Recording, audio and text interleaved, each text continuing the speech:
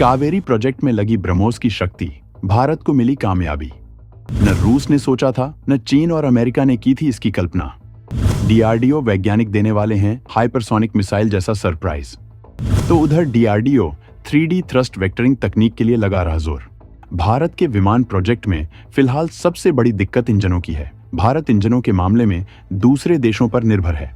भारतीय वायुसेना बेसब्री से नए विमानों का इंतजार कर रही है, लेकिन HAL इंजनों की कमी की वजह से नए विमानों की डिलीवरी नहीं कर पा रहा है और कई डेडलाइन बदली जा चुकी हैं।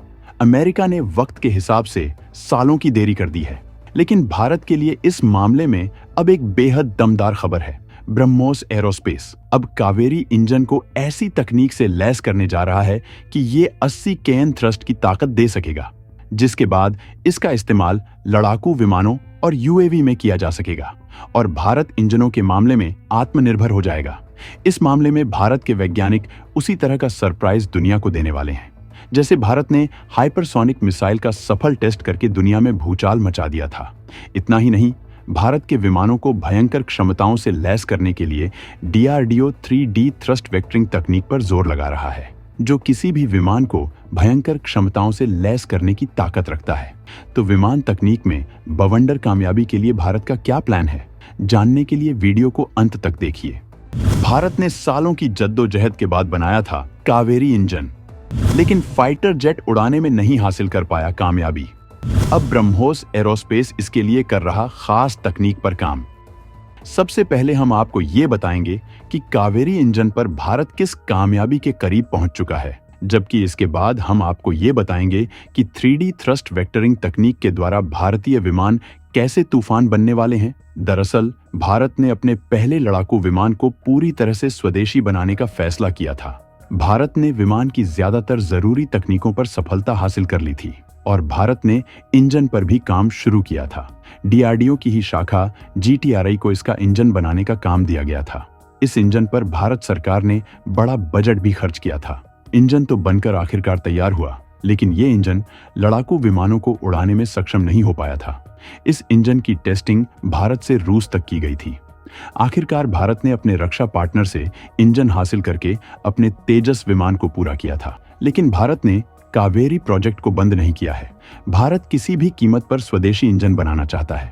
कावेरी 2 प्रोजेक्ट शुरू किया गया है। ब्रह्मोस एरोस्पेस भारत में ब्रह्मोस मिसाइलों के लिए काम करता है। ये रूस और भारत का ज्वाइंट वेंचर है। ब्रह्मोस की सुपीरियरिटी को बनाए रखने के लिए ये वेंचर लगातार इस मिसाइल की ताकत और तकनीकियों में इजाफा करता रहता है। आज के वक्त में भारत ने इस मिसाइल की क्षमता बढ़ाकर 900 किलोमीटर तक कर ली है और इसकी स्पीड मैक 5 तक बढ़ाने के प्लान पर काम किया जा रहा है। लेकिन इससे पहले ही इस वेंचर ने भारत के कावेरी इंजन के लिए तगड़ा प्रोजेक्ट शुरू कर दिया है।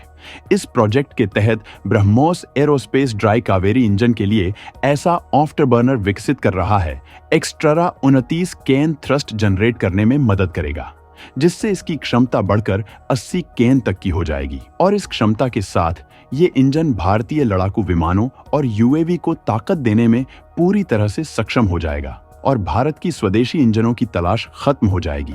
भारत इस इंजन प्रोजेक्ट के जरिए आगे बेहद ताकतवर इंजन बना सकेगा। कावेरी प्रोजेक्ट भले ही वैसी कामयाबी पहली बार में हासिल नहीं कर पाया, लेकिन अब वो जल्द ही कामयाबी का इतिहास रचने वाला है। इस इंजन का इस्तेमाल भारतीय मिसाइलों में भी किया जा सकेगा। कावेरी प्रोजेक्ट में भारत ने तकनीकियों के बारे में बहुत कुछ हासिल किया है। इस प्रोजेक्ट को भारत ने बिना किसी की मदद के पूरा करने की कोशिश की थी। जब इसे विकसित किया जा रहा था, तब भारत पर कई तरह के प्रतिबंध लगे हुए थे। इस वजह से भी भारत इस इंजन को ऑपरेशनल नहीं बना सका था, लेकिन अब कामयाबी काफी नजदीक है। इसके अलावा DRDO भारतीय विमानों को भयंकर बनाने के लिए एक ऐसी तकनीक में जुटा हुआ है जो किसी भी लड़ाकू विमान को बेहद ताकतवर बना देती है। 3D थ्रस्ट वेक्टरिंग तकनीक पर DRDO झोंक रहा ताकत। ये तकनीक विमान की मैन्यूवरेबिलिटी को बना देती है एडवांस। DRDO की ब्रांच GTRI इंजनों की 3D थ्रस्ट वेक्टरिंग तकनीक पर जुटा हुआ है। ये बेहद एडवांस तकनीक होती है। इसके जरिए किसी भी विमान के थ्रस्ट की दिशा बदलकर उसे कंट्रोल किया जाता है। इससे विमान हवा में कलाबाजियां दिखाने में सक्षम हो जाता है। दुनिया के शक्तिशाली देश अपने विमानों को इस तकनीक से लैस कर रहे हैं। रूस के विमान इस क्षमता से लैस हैं। अमेरिकी F-22 रैप्टर भी इस क्षमता से लैस है। भारत अपने एम का विमान में इस तकनीक को इनबिल्ट करना चाहता है। थ्रस्ट वेक्टरिंग तकनीक भारत के सुखोई 30 विमानों में भी इनबिल्ट है, लेकिन ये तकनीक रूस की है। अब भारत 3D थ्रस्ट वेक्टरिंग तकनीक हासिल करना चाहता है। भारत ने विमानों की कई तकनीकियां हासिल की हैं। स्टेल्थ तकनीक उनमें से एक है। स्टेल्थ तकनीक बेहद पेचीदा तकनीक है। इसके लिए विमानों के आकार से लेकर इसमें लगने वाले मटेरियल के बारे में स्पेशल काम किया जाता है। खास तरह से विमानों को डिजाइन किया जाता है। इसका इंजन भी बेहद खास होता है। स्टेल्थ तकनीक वाले विमानों में खास तरह के ईंधनों का भी इस्तेमाल किया जाता है, जिससे उसका धुआं रडार की पकड़ में नहीं आता है। भारत के एमका में स्टेल्थ तकनीक का इस्तेमाल किया जाना है। भारत अपनी स्टेल्थ तकनीक को एडवांस बनाने में जुटा हुआ है। हवा में उलटने पलटने की क्षमता किसी भी विमान की सुरक्षा के अलावा दुश्मन को तबाह करने में भी काम आती है। इसके लिए 3D थ्रस्ट वेक्टरिंग तकनीक खास हो जाती है।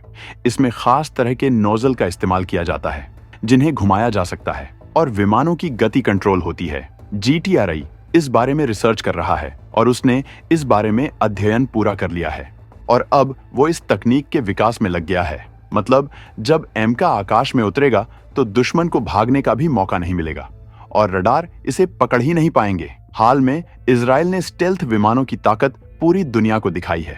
इजराइल अमेरिका के F-35 विमानों का इस्तेमाल करता है। इन विमानों को दुनिया का सबसे खास विमान माना जाता है। जब इजराइल ने ईरान पर इन विमानों से अटैक किया तो ईरान के अलावा उन देशों के रडार भी इनको नहीं पकड़ पाए जिन देशों से होकर ये गुजरे थे, और इजरायली विमान कई घंटों तक ईरान पर बम बरसाते रहे थे, लेकिन ईरान कुछ नहीं कर पाया था।